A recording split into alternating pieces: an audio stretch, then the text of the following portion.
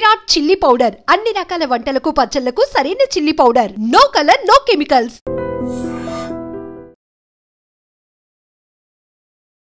అతడు 20 సంవత్సరాల క్రితం రిలీజ్ అయిన సినిమా, ఆ మూవీ రిలీజ్ అవబోతుంది. ఎలా అనిపిస్తుంది సార్? చాలా సంతోషంగా ఉంది. 20 ఏళ్ల క్రితం మహేష్ బాబు రేంజ్ పెరిగింది ఇక్కడి నుంచి.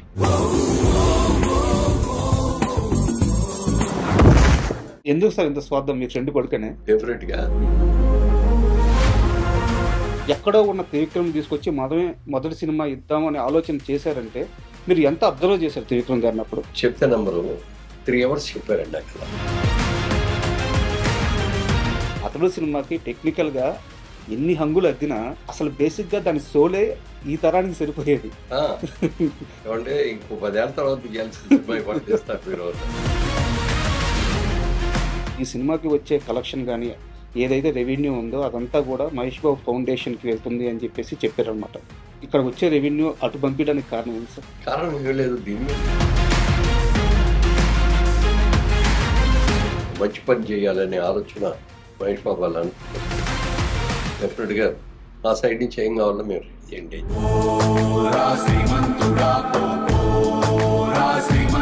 అతడికి సీక్వెల్ తీయాల్సి వస్తే మహేష్ బాబు గారు అబ్బాయి రెడీగా ఉన్నారు, గౌతమ్ గారు. సో అలాంటి ఆలోచన ఏమన్నా చేస్తున్నారు? అప్పుడు 2-3 ఏళ్ళు ఆగైనా మీరు అంత గ్రాండ్గా సినిమాలు తీస్తున్నప్పుడు, అంత వేగంగా ముందుకెళ్తున్నప్పుడు చిరంజీవి గారితో ఎందుకు సినిమా ఫైనల్ కాలేదు? వెరీ బ్యాన్ చిరంజీవి గారు పెద్ద సినిమా అంటూ చేస్తే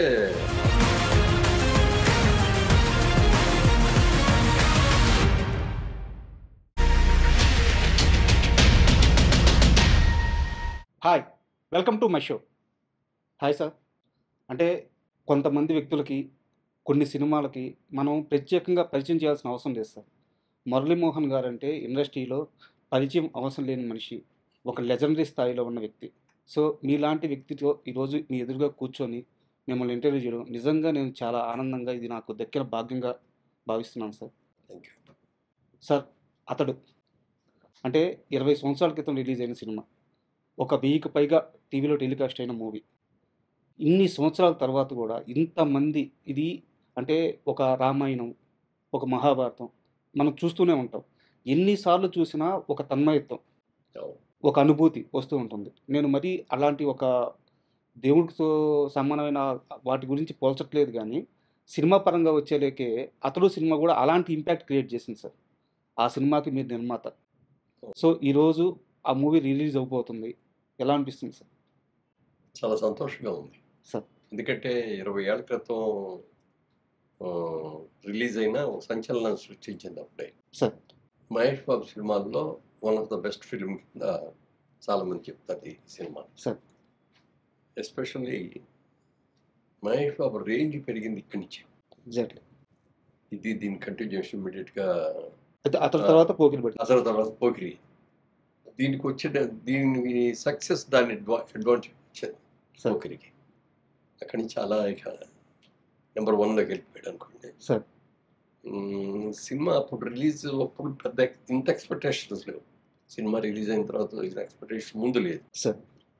దాని మూలంగా కానీ ఇంకా ఏదైనా మూలంగా కానీ అనుకున్నంత పెద్ద హిట్ కాల, కానీ లేట్గా గుర్తించారు. సార్. టీవీస్లో రావడం మొదలుపెట్టిన తర్వాత అందరూ టీవీలో చూసి ఇంత మంచి సినిమా, కామెడీ ప్రమాణంగా ఉంది, డైలాగ్ అశుద్ధంగా ఉంది, డైరెక్షన్ బాగుంది, మహేష్ బాబు కొత్త రకంగా చేశాడు, అట్లా అన్ని పేర్లు వచ్చేసి వచ్చే తర్వాత అసలు కంటిన్యూస్గా ప్రతి కొన్ని వారాలు అయితే శనివారాల్లో కంపల్సరిగా ఈ మూవీ పడని వారం అంటూ ఉండేది కాదు, ఏదో ఒక ఛానల్లో కొడుతూ ఉండేది. చూసిన వాళ్ళు కూడా ఇదిగో ఈ బిట్టు చూడాలి, ఇదిగో ఈ కామెడీ సీన్ చూడాలి, లేకపోతే ఈ యాక్షన్ సీన్ చూడాలి. యాక్షన్ కూడా మేము చాలా ఎక్కువ ఖర్చు పెట్టాము సినిమా. క్లైమాక్స్ ఫైట్కి అయితే ఆ రోజుల్లో 28 రోజులు తీశారు ఒక్క ఫైట్. దానికోసం సెట్ వేసాం, అంటే ఒక పాడుపడిపోయిన చర్చి లాంటిది. అప్పటికి 3D టెక్నాలజీతో ఆ ఫైట్ షూట్ చేయడం నాకు తెలిసి అదే ఫస్ట్ టైం సార్. అది ఫస్ట్ మాస్టర్ ఉండి డైరెక్టర్ గారు అడగనే కానీ, కెమెరా పెన్ అడిగింది కానీ, ఎవరైనా సరే అందరు కలిసి అడిగిన దాని మీద దేనికైనా సరే బ్రహ్మాండంగా చేయండి సార్ అని చెప్పి మేము కూడా ఖర్చు గురించి ఆలోచించాం సార్. దాని మూలంగా యూకే నుంచి బ్రహ్మాండమైన కెమెరాస్ తెప్పించారు. దానికి సెట్ వేసాము. చాలా చూసిన వాళ్ళందరూ మాత్రం ఇది ఫైట్ వరకు ఇంగ్లీష్ పిక్చర్ లాగా ఉందండి, ఇంటర్నేషనల్ స్టాండర్డ్స్లో ఉంది అని చెప్పి మెచ్చుకోవడం జరిగింది. సార్ మామూలుగా మురళీమోహన్ గారి కెరీర్ విషయం మీరు ఎప్పుడైనా సరే మీ ప్రయాణం గురించి, మీ ప్రస్థానం గురించి మాట్లాడేటప్పుడు అదేదో సరదాగా అలా జరిగిపోయింది, సరదాగా సినిమాల్లోకి వచ్చేసాను, సరదాగా బిజినెస్లోకి వచ్చేసాను ఇలా చెప్తూ ఉంటారు. బట్ రియాలిటీ ఏంటంటే మీరు చుట్టూ ఉండే పరిసరాలని చాలా జాగ్రత్తగా పరిశీలిస్తారు. నాకు అతడు సినిమా ఎలా ఆన్‌బోర్డ్ అయిందని ఒక ఐడియా నేను అనుకుంటున్నప్పుడు నాకు ఒక ఆలోచన వచ్చింది సార్.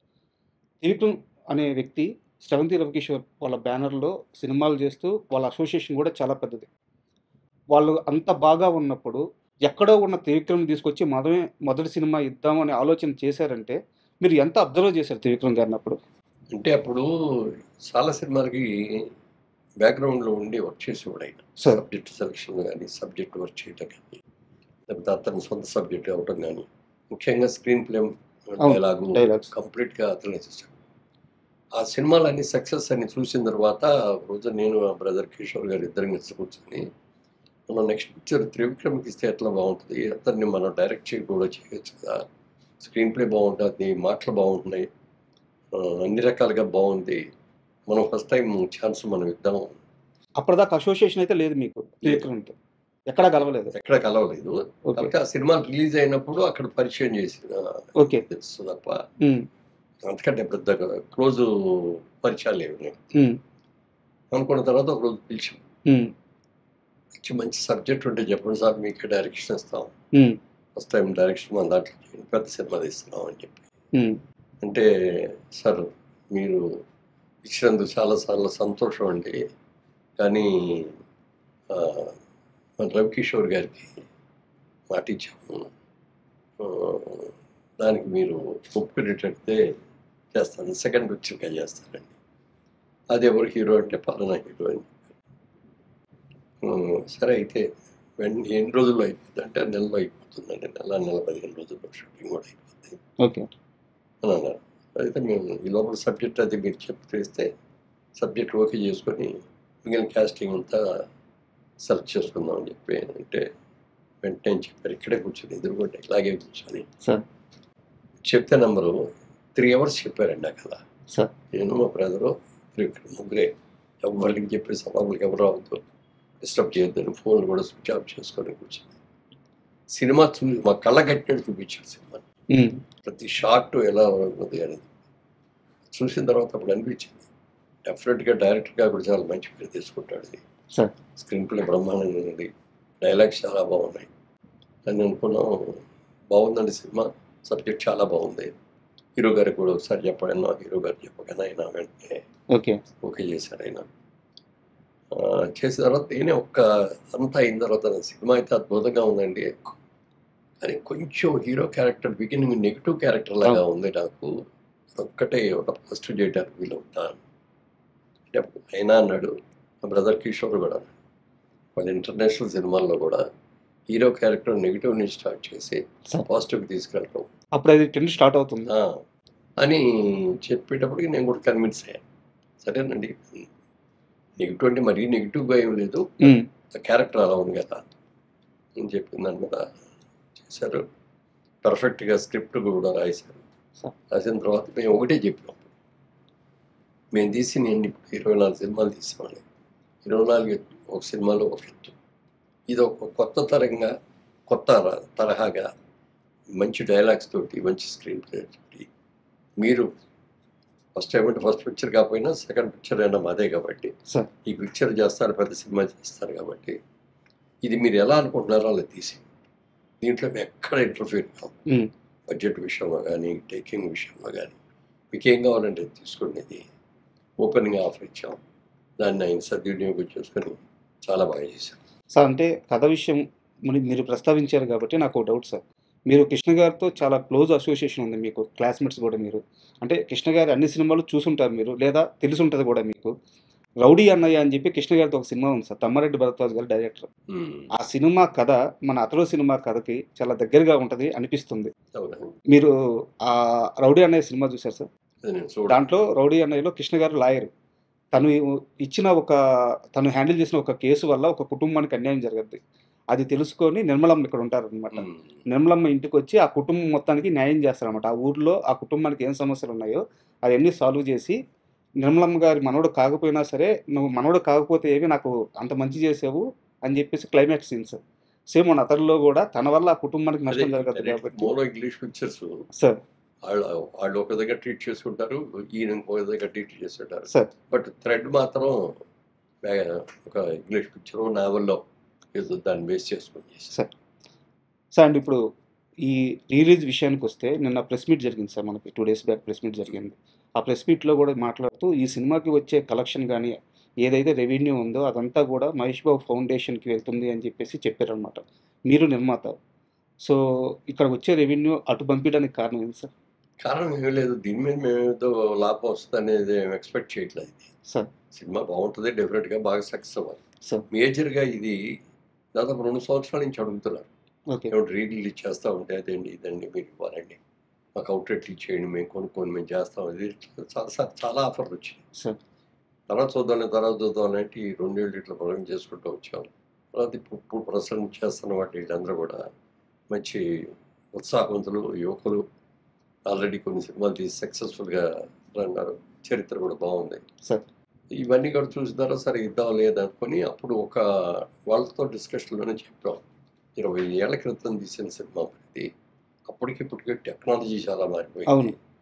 మరి అప్పటికి నెగిటివ్, ఆ నెగిటివ్లు ఎలా ఉన్నాయో కూడా తెలియదు. మరి దీన్ని అప్గ్రేడ్ చేయాలి, ఇప్పుడున్న sound system, Dolby system upgrade చేయాలి, ఇవన్నీ చేయాలి కదా, చేస్తాము అంటే టెక్నికల్గా అంటే ఓకే అన్నారు. ప్రసాద్ లాబ్ దగ్గరికి వెళ్ళి ఇప్పుడు ఇందాక వచ్చింది అమ్మాయి, మా తమ్ముడు గారు అమ్మాయి ప్రియాంక బాధ్యత తీసుకుంది. ప్రియాంకకి బాగా నాలెడ్జ్ చాలా ఉంది. అమెరికాలో సినిమా ఇండస్ట్రీ గురించి చాలా, అంటే అక్కడ తను మాస్టర్స్ చేయడానికి వెళ్ళి ఒక 4 years అక్కడ సినిమాస్లో వర్క్ చేసింది. కాబట్టి దానికి టెక్నాలజీ గురించి బాగా తెలుసు, బిజినెస్ గురించి బాగా తెలుసు, అన్నీ కూడా తెలుసు.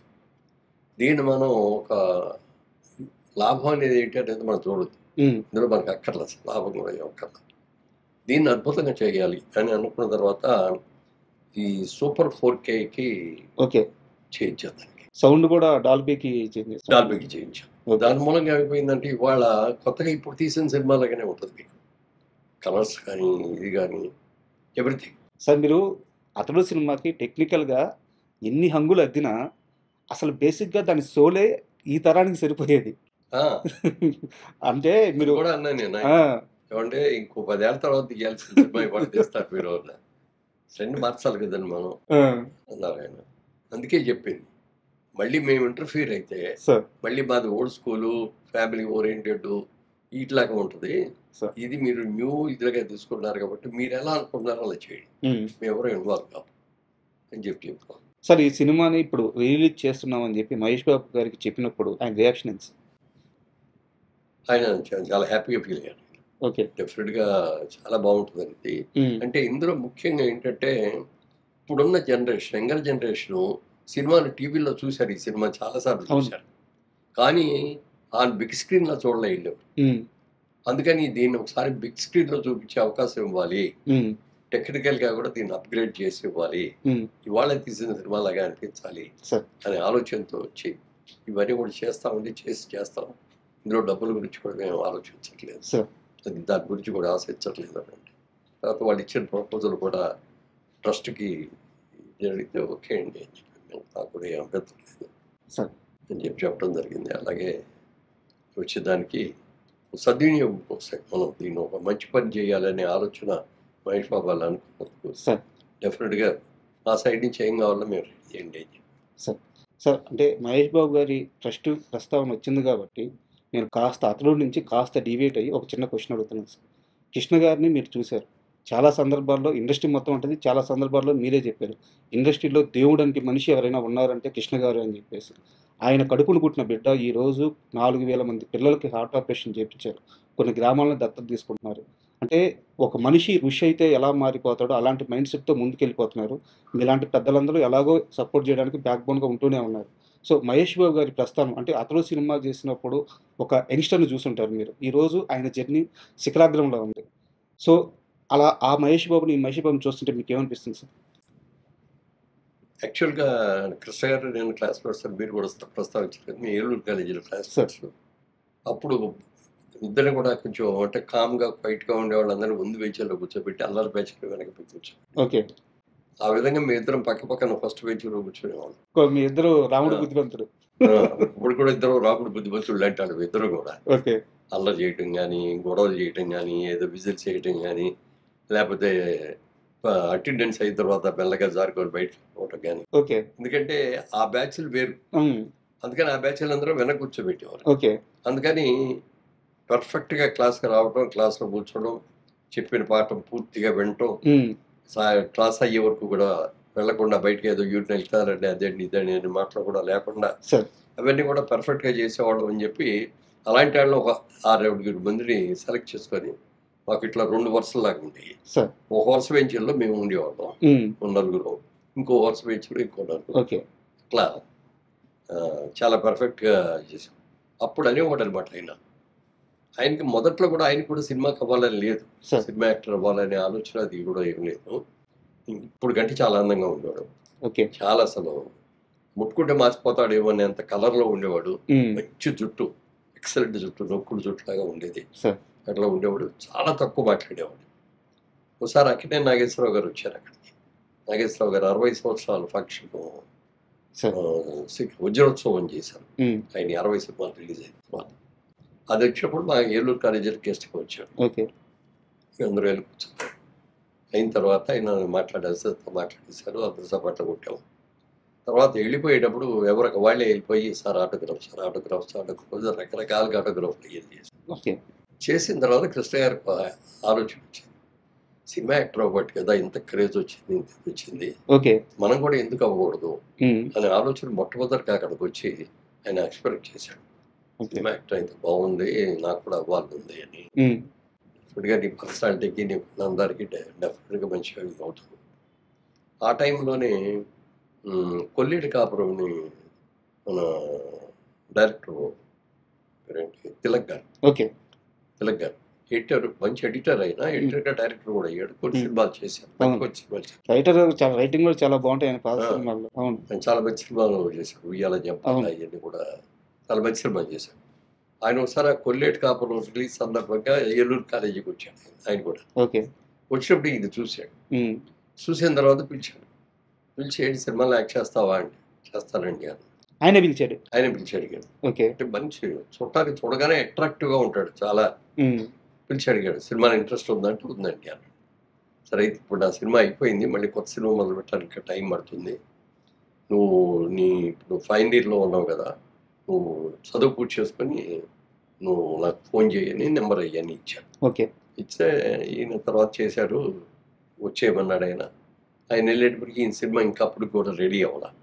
అందుకని బయట ఏమన్నా ట్రయల్స్ ఉంటాయి చేసుకుంటా ఉండు, నువ్వు నాటకాల్లో లేదు కాబట్టి నాటకాలు వేస్తూ ఉండు అని చెప్పి సోమన్ బాబు గారు, కృష్ణ గారు, ఇంకా బ్యాచ్ ఉన్నారు కొంతమంది, వాళ్ళందరూ నాటకాలు చేసేవారు మెడ్రాస్లో. క్రాంతి కుమార్ గారు కూడా మీ బ్యాచ్ అనుకుంటా. క్రాంతి కుమార్ గారు కూడా బాగా, క్రాంతి కుమార్ గారు మా బ్యాచ్. ఇప్పుడు విజయేంద్ర ప్రసాద్ గారు, రాజమౌళి గారు ఆయన మా బ్యాచ్. తర్వాత ముఖర్జీ గారు అని ఒక ఆయన ప్రొడ్యూసర్, సమత ఆర్ట్స్ ఆయన, చటర్జీ గారు, వీళ్ళందరూ కూడా మా కాలేజీ వాళ్ళు. సరే అనుకున్నట్టుగా ముందు సక్సెస్ కాలేదు, యాక్టర్గా ఏమి విషయం రాలేదు.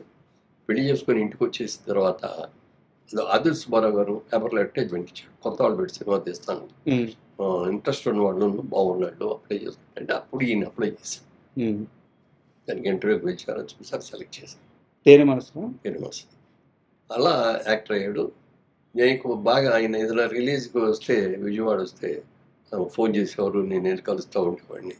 తర్వాత మా బిజినెస్ కోసం నేను కోయంబత్తూరు వెళ్ళాల్సి వస్తూ ఉండేది. కోయంబత్తూరు తిరిగి వచ్చినప్పుడు మెడ్రాస్లో ఒక రోజు ఆగిపోయి నేను కృష్ణ గారిని కలుసుకొని అక్కడ ఆయన ఆ రోజంతా గడిపి ఆ రోజు రాత్రి మెయిల్కి వెళ్ళి కొన్ని అలా చాలా మంచి సినిమాలు వస్తున్నాయి, తీస్తాను అన్నీ చెప్పేవాడు, డెవలప్మెంట్ అయ్యేది. అలాంటి వ్యక్తి స్వయం శక్తితో వచ్చాడు. వెనక వాళ్ళ బ్యాక్గ్రౌండ్ ఎవరు ఉండి చేసింది ఇది కాకుండా స్వయం శక్తితో వచ్చాడు. ఆ గుండుగేర్ సినిమాతోటి ఒకసారి 116 తోటి అసలు ఎక్కడికి సినిమా రిలీజ్ అయిన తర్వాత ఒక్కసారిగా 15 సినిమాలు 15 వచ్చింది. అక్కడి నుంచి అంత చేశాడు.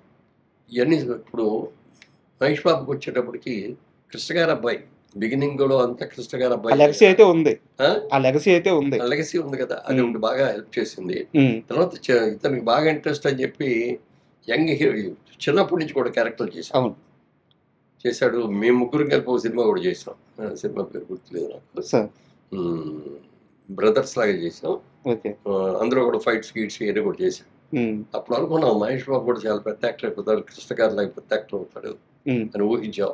అందుకంటే కూడా ఎక్కువగా పెద్ద actor. కృష్ణ గారు అనేవారు సార్ ఆ టైంలో. కృష్ణ గారికి బాగా కాన్ఫిడెన్స్, ఓకే. మంచి యాక్టర్ అవుతాడు వీడు. ఉమ్, అంటే రమేష్ ముందయ్యాడు, అవును రమేష్ అయ్యాడు కూడా ఇంకా చిన్నాడు. అప్పుడు కూడా అనే ఉంటున్నాడు రమేష్ కూడా అవుతాడు, రమేష్ కూడా బాగుంటుంది, రమేష్ కంటే కూడా మహేష్ ఉమ్, ఎక్కువ ఇది అవుతాడు. అలా మంచి యాక్టర్ అవటం. ప్రతి సినిమా నాన్నగారి దగ్గరికి తీసుకెళ్ళిపోయాడు. కథ వినమని అడిగేవాడు సార్. మహేష్ బాబు కూడా. కథలు అవన్నీ నువ్వే ఇండివిజువల్గా నువ్వు సెలెక్ట్ చేసుకో, ఓకే నువ్వు ఎరగాలి. నేను చెప్పి నేను ఇది బాగుంది, ఇది వద్దు, ఇది బాగాలేదు అని చెప్పడం బాగుంది సార్. ఆ నిర్ణయాధికారికి కొడుకు ఇచ్చేసాడు.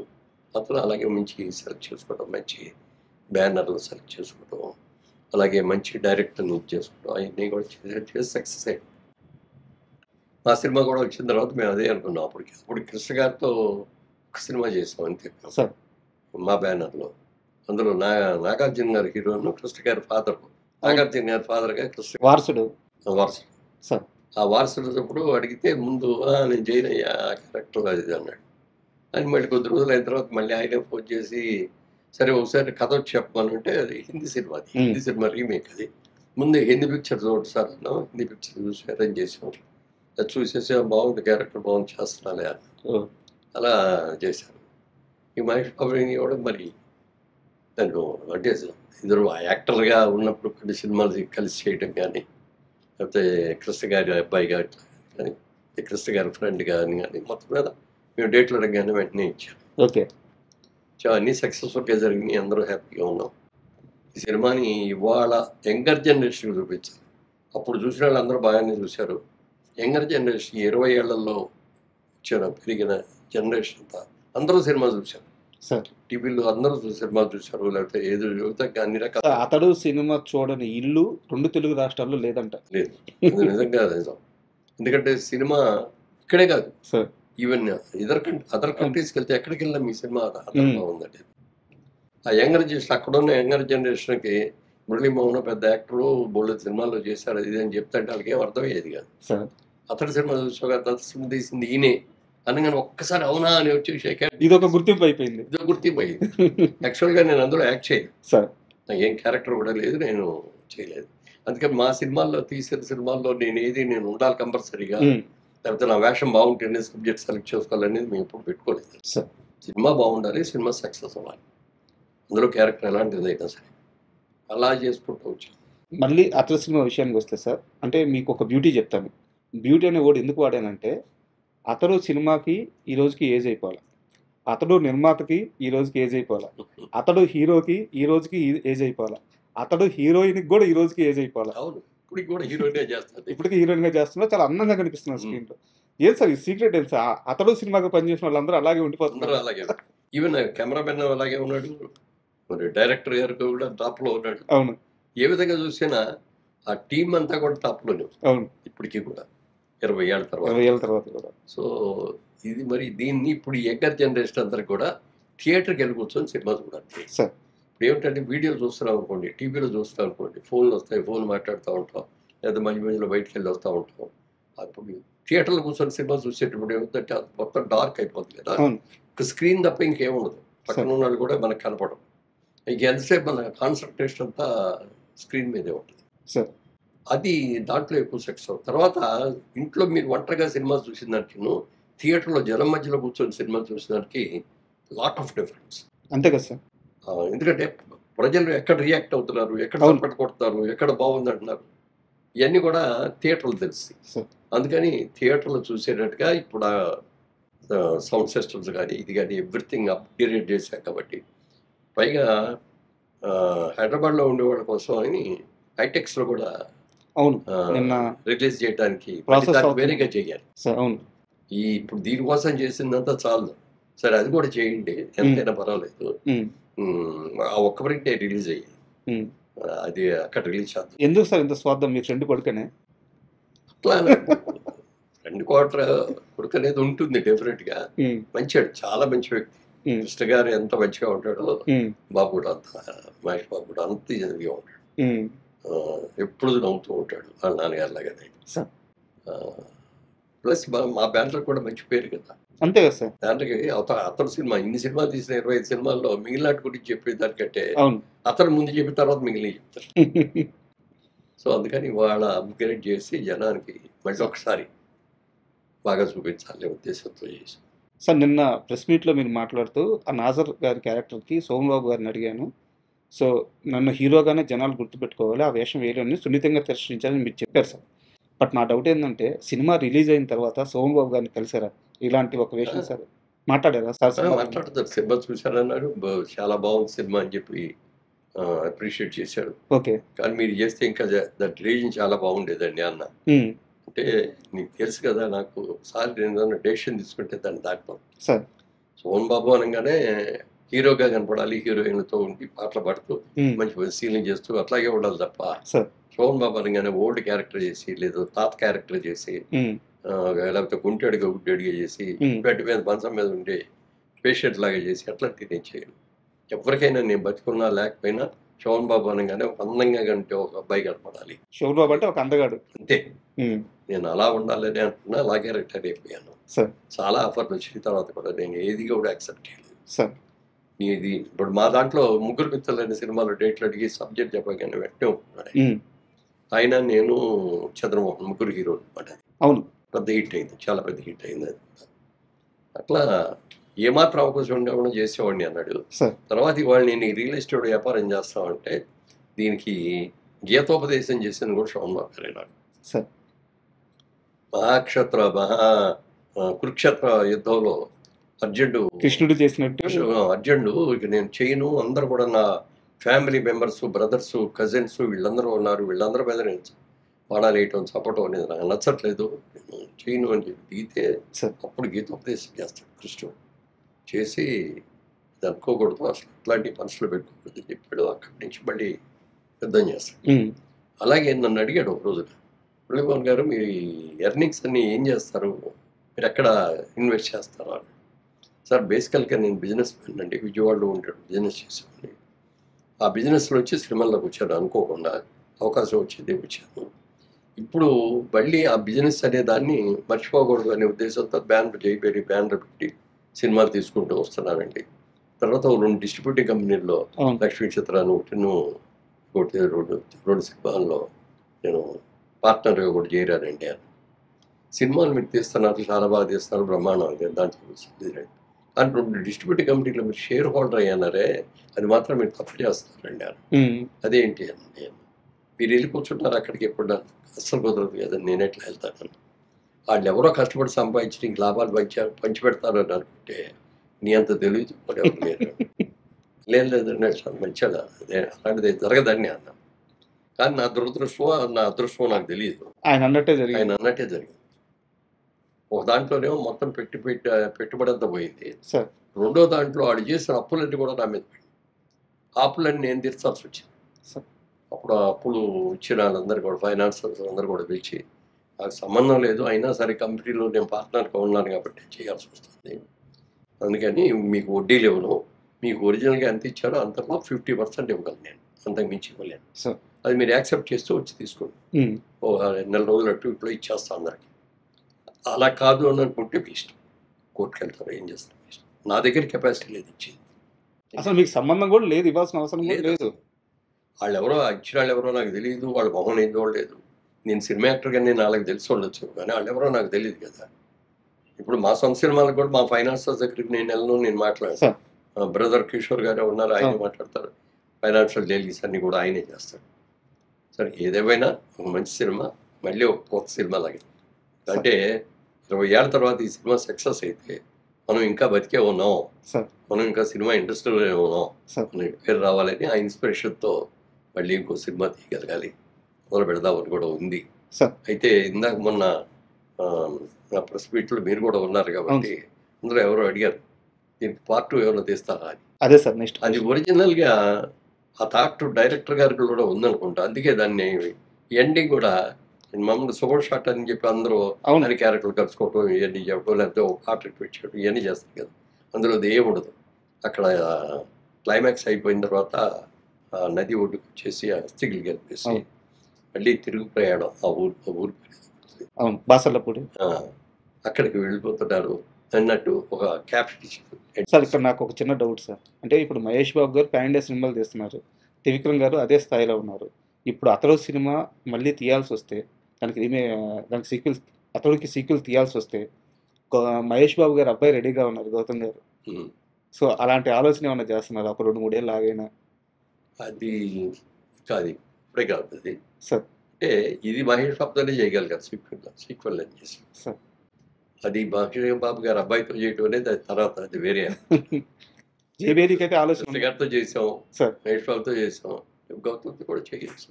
ఓకే. చేయకూడదని ఏం లేదు కదా. నాగేశ్వరరావుతో చేసాం, నాగార్జునతో చేసాం, తర్వాత వాటిలో కూడా చేద్దామని అనుకున్నాం కానీ కుదరలేదు. సార్ సార్ ఇప్పుడు జేబేరీ అనగానే నాకు తెలిసి అప్పటి ఉన్న స్టార్ హీరోలు అందరితో సినిమాలు తీశారు మీరు. బాలకృష్ణ గారితో తీశారు, నాగార్జున గారితో తీశారు. బట్ నా డౌట్ ఏంటంటే మీరు ఎక్కడికి పోయినా సరే నా తమ్ముడు అని సగర్వంగా చెప్పుకుంటారు చిరంజీవి గారి గురించి. అంటే చిరంజీవి నాతో ఫస్ట్ సినిమా చేసినప్పుడు కూడా అతను పెద్ద టాప్ రేంజ్కి వెళ్తాడని చెప్పిన వ్యక్తి మురళీమోహన్ గారు. మీరు అంత గ్రాండ్గా సినిమాలు తీస్తున్నప్పుడు, అంత వేగంగా ముందుకెళ్తున్నప్పుడు చిరంజీవి గారితో ఎందుకు సినిమా ఫైనల్ కాలేదు? అంటే తీయాలని మనసులో చాలా కోరుకుండేది. సార్ చాలా సందర్భాల్లో కూడా కలుసుకున్నప్పుడు చెప్పాడు అనమాట, సబ్జెక్ట్ మెయిన్ కదా అన్నయ్య, మంచి సబ్జెక్ట్ చూడండి అన్నాడు. ఓకే. అప్పుడు మేమేంటంటే అప్పట్లో ఎక్కువ రీమేక్లు చేసేవాళ్ళం. సార్ ఏదో లాంగ్వేజ్లో రిలీజ్ అయిన సినిమా చూసేసుకొని దాని రైట్స్ అది మళ్ళీ చేసుకున్నాం. మరి ఇంత పెద్ద హీరోని పెట్టుకొని రీమేక్ చేస్తే బాగోదు అని చెప్పి అప్పుడు పెద్ద డైరెక్టర్గా రాఘవేంద్రరావు గారి దగ్గరికి వెళ్ళాం. రాఘవేంద్రరావు గారు చిరంజీవి గారు కూడా చెప్పారు, మీ ఇద్దరు కాంబినేషన్ అయితే బాగుంటుంది, మీరు అంటే పట్టాలు ఎక్కిస్తాను పండినాను. నేను సబ్జెక్ట్ చూడు, సబ్జెక్ట్ లేనిది ఏది ఉంటాయి, నువ్వు సబ్జెక్ట్ చూసి ఇది సబ్జెక్టు అని చెప్పి నాకు నేను ఇమ్మీడియట్గా మీ చేతికి అడ్డమే ఉందన్నారు. రెడీ అన్నాడు. కానీ మరి అది ఆ కాంబినేషన్ ఎందుకో కుదరలేదు. మా ముగ్గురు కాంబినేషన్తో చేద్దామని అనుకున్నాం. అది ఏపీ బ్యానరు చిరంజీవి గారు, రాఘవేంద్రరావు గారు అని అనుకున్నాం. అది అందుకే తీయలేకపోయాం. సార్ మీరు 50 సంవత్సరాల సినీ ప్రయాణం, ఎన్నో విజయాలను చూస్తున్నారు. అంటే మీ ముందు ఒక సినిమా నెంబర్స్ గురించి మాట్లాడడం అంత భావ్యం కాదు. కాకపోతే ఇప్పుడున్న పరిస్థితుల్లో ఏంటంటే మొన్న కలేజా సినిమా రిలీజ్ అయినప్పుడు 10 కోట్ల దాకా కలెక్షన్ చేసింది. అండ్ అతడు సినిమా నెంబర్స్ పరంగా ఎంత రేంజ్కి వెళ్తుందని మీరు అనుకుంటున్నారు? దాని గురించి నేనేం ఎక్స్పెక్ట్ చేయట్లేదండి సార్. ఎందుకంటే మనం చేయాల్సిన కృషి మనకి మొదటి నుంచి కూడా బాధ అదే. సార్ నీ కృషి నువ్వు చేయి, సార్. ఫలితం గురించి ఆలోచించదు. గీతలో చెప్పిన వాక్యం సార్. కృష్ణప్రార్థంతుడు చెప్పి. అందుకని మా కృషి మేము చేస్తాం. మళ్ళీ పాత సినిమా లాగా కాకుండా కొత్త సినిమా లాగా ఉండేటట్టుగా అన్ని టెక్నికల్గా కూడా దాన్ని బాగా డెవలప్ చేస్తున్నాం. అది డెఫినెట్గా సక్సెస్ అవుద్ది, అందులో డౌట్ ఏం లేదు. ఎందుకంటే ఇన్నేళ్ళగా దాన్ని గుర్తుపెట్టుకొని వాళ్ళు ఉన్నారంటే ఒకసారి స్క్రీన్ మీద చూద్దాం, వెళ్ళి బిగ్ స్క్రీన్ మీద అనుకుంటారు వాళ్ళ యంగర్ జనరేషన్. అంతే కదా సార్. పైగా చూసి ఆనందం పొందాలండి. పైగా మహేష్ బాబు ఫ్యాన్స్ కూడా ఆకలి మీద ఉన్నారు సార్. ఎందుకంటే వాళ్ళకి ఇంకో 2 years దాకా సినిమా రాదు. రాజమౌళి గారి సినిమా రిలీజ్ అయ్యేదాకా రాదు. అవును. అందుకని ఇదే ఆ లోటు. ఈ సినిమా తీస్తారు అంటే మంచి సినిమా అవుతుంది, అందరూ చూస్తారు ఒకసారి, మళ్ళీ థియేటర్కి వెళ్ళి చూద్దాం ఒకసారి అని ఆలోచన. సార్ ఫైనల్గా ఒక క్వశ్చన్. జైబేరీ ఆర్ట్స్ ఒకప్పుడు సంచలనం సృష్టించిన బ్యానర్, తర్వాత బ్రేక్ వచ్చింది. మళ్ళీ నిన్న ప్రెస్ మీట్లో సినిమాలు స్టార్ట్ చేయబోతున్నాము, కాన్సెప్ట్ ఓరియంటెడ్ మూవీస్ చిన్న సినిమాలతో స్టార్ట్ అవుతామని చెప్పి అన్నారు. సార్ ఇది మాత్రం చాలా సీరియస్ క్వశ్చన్. మురళీమోహన్ గారు లైఫ్లో సాధించలేనిదంటూ ఏదీ లేదు ఇప్పటిదాకా. ఆయన ఎక్కడ చేయబెట్టినా ఒక మంచి భర్త అనిపించుకున్నారు, ఒక మంచి తండ్రి అనిపించుకున్నారు, ఒక మంచి హీరో అనిపించుకున్నారు, నిర్మాత అనిపించుకున్నారు, బిజినెస్ మ్యాన్ అనిపించుకున్నారు, రాజకీయ నాయకుడు అనిపించుకున్నారు. ఇన్ని సాధించిన మురళీమోహన్ గారు ఈ రోజున ఇప్పుడు ఇండస్ట్రీ ఉన్న ఇలాంటి పరిస్థితుల్లో సక్సెస్ రేటు మీరున్నప్పుడు 3-4 ఉండింది, ఇప్పుడు 2కు పడిపోయింది. ఇంకా గట్టిగా మాట్లాడితే 1 సార్. అంటే టైప్ 2 హీరోలకు కూడా థియేటర్కి ఆడియన్స్ రావట్లేదు. ఇలాంటి సమయంలో మురళీమోహన్ గారు ఎందుకు ఈ డేర్ చేసి మళ్ళీ నిర్మాణంలోకి వస్తున్నారు? అంటే ఇవాళ ఈ స్టేజ్కి వచ్చేవాడి బేస్ అంతా సినిమాయే కదా సార్. నేను విజయవాడలో ఉండగా నా బిజినెస్ చేస్తే మా అయితే ఒక ఇల్లు కొనుక్కుని ఉండి విజయవాడలో ఎక్కడో సెటిల్ అయ్యి ఉండేవాడిని. లేదు చదువుకొని బాగా చదువుకొని ఉద్యోగం చేస్తే రిటైర్ అయిపోయి ఇప్పుడు పెన్షన్ తింటా ఉండేవాడిని. ఇవాళ ఈ స్టేజ్ వచ్చిందంటే సినిమా. బికాజ్ ఆఫ్ సినిమా ఈ రోజు నీ స్టేజ్లో ఉన్నాం. మరి ఈ సినిమాని మర్చిపోకూడదు కదా మనం. అందుకని సినిమా చేద్దాం.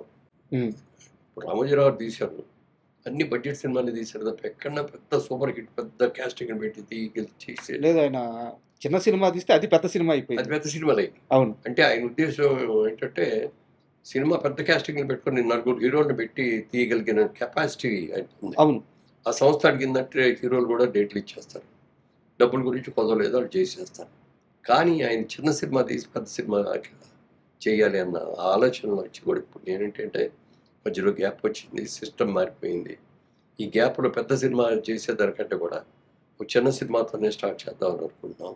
సార్ మీరు ఆ రోజున ప్రశ్నలో అడిగిన రోజులు అక్కడే అన్నా నేను, రేపటి నుంచి నాకు అన్ని ఈ ఫోన్లే వస్తాయన్నాను. ఆ రోజు మధ్యాహ్నం నుంచి మొదలైపోయింది. అవునా?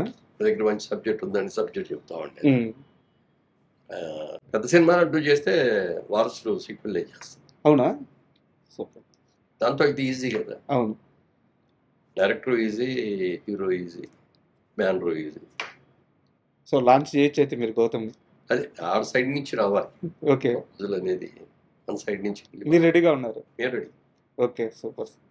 అండ్ సార్ ఫైనల్గా అంటే అతడు లాంటి సినిమాని మళ్ళీ ఇంకొకసారి థియేటర్కి తీసుకొచ్చి ఈ జనరేషన్కే కాదు సార్, మా జనరేషన్ కూడా, అంటే మేము ఆల్రెడీ చూసిన వాళ్ళమైనా సరే అందరికీ మరొకసారి ఒక అద్భుతాన్ని స్క్రీన్ మీద చూపించబోతున్నారు. మీ ప్రయత్నం నిజంగా హ్యాట్స్. ఎందుకంటే ఈ ప్రయత్నంలో మీకు ₹1 లాభం లేదు. మీరు చేస్తుంది ఒక మంచి కాజ్ కోసం, ఒక మంచి సినిమాని మళ్ళీ తీసుకొస్తున్నారు. ఈ ప్రయత్నం సూపర్ డూపర్ హిట్ అవ్వాలి. మళ్ళీ మనం ఇలాగే కూర్చొని మరో మంచి ఇంటర్వ్యూ చేయాలి. And thank you very much. ప్రేక్షకులందరూ కూడా నా శుభాకాంక్షలు తెలియజేస్తానండి. ఈ చిత్రం మీ అందరి కోసం మీరు థియేటర్లో చూడాలి అనే ఉద్దేశంతో ఇది చేస్తున్నాం. ఇందులో ఏం ఫైనాన్షియల్గా ఆలోచించి చేయట్లేదు. ఒక్కసారి మా సంతృప్తి కోసం మీరు అందరూ థియేటర్కి వెళ్ళి థియేటర్లో కూర్చొని సినిమా చూసి ఆనందించారు. అదే నేను కోరుకుంటున్నాను.